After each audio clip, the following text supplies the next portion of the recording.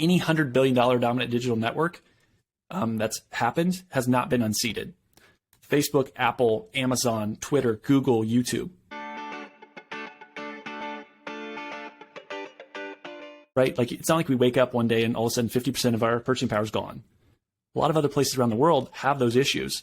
So the ability for someone not to control what the money is worth, again, going back to kind of the Jerome Powell comment, you don't have someone that can come out and say, hey, I'm going to create more units. With Bitcoin, the rules of the game are published. Everyone knows it. It is a consensus system where everyone opts in and holds everyone else accountable. I don't know if anyone's seen the Spider-Man memes where everyone's kind of got the guns pointed at each other, or The Office when they have the kind of game night and they all are kind of doing, this like finger guns at each other.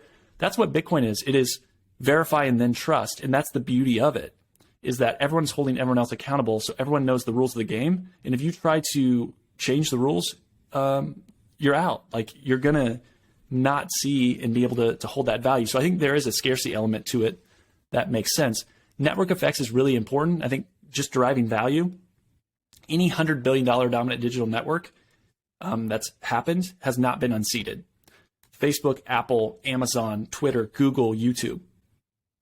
All once they hit $100 billion, these digital networks are entrenched. Bitcoin, as you mentioned, $1 trillion. It's a little bit more than 100 billion. So that is not going to go away, because I hear people say, well, you know what? It's going to be the MySpace and something else is going to come along.